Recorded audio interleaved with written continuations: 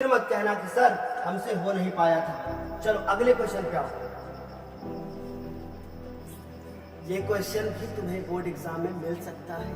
क्या कह रहे, तुम्हें एक कोई थीटा की वैल्यू दी जाएगी और तुमसे ये पूछ लिया जाएगा, तुमसे वो पूछ लिया जाएगा, पूछ रहे बताओ क्या मान होगा उसका, ऐसा पूछा है। देखो क्या करेंगे, सबसे पहले 1 को 1 लिखेंगे, ठीक है, 1 को 1 लिखेंगे। अच्छा एक और तरीका है मेरे पास, 1 + tan स्क्वायर थीटा बराबर क्या होता है, बताओ क्या होता है, सेक होता है ना, तो ये हो जाएगा सेक स्क्वायर 30। देखो कितना आसान बनाएंगे हम, यानी सेक स्क्वायर 1, और फिर ये क्या होता है, ये होता है कॉसेक, ये होता है कॉसेक स्क्वायर 1, होता है कि नहीं होता है, होता है कि नहीं होता है।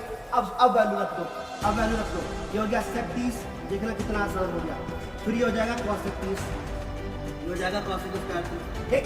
अच्छा बताओ सेक 30 की वैल्यू कितनी होती है, जो कॉस 30 की होती है उसका उल्टा होता है, और कॉस 30 की वैल्यू होती है 2/√3, ठीक है, सेक 30 की वैल्यू होती है 2/√3, और फिर उसके बाद कॉसेक 30 की वैल्यू जो साइन की होती है ना सर, उसी को उल्टा होती है, यानी सर इसका वैल्यू हो जाएगा 2 का स्क्वायर ऐसे बराबर, देखो 2 का स्क्वायर 4 और √3 का 3, फिर उसके बाद इसको देखो,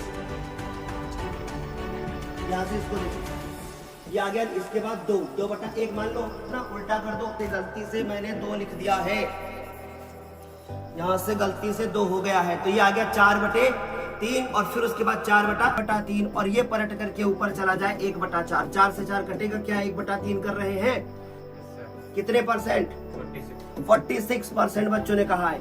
अब सुनिए एक और लिख सकते हो, इसको लिख सकते हो 1/sin, पलट दो, ये ऊपर चला जाएगा, ये नीचे आ जाएगा, हो जाएगा tan स्क्वायर 30, और tan 30 की वैल्यू होती है 1/√3, तो इस तरीके से यहाँ से भी आंसर आया। 54% बच्चों ने कहा है कि सर इसका आंसर जो होगा वो हो जाएगा हमारा डी।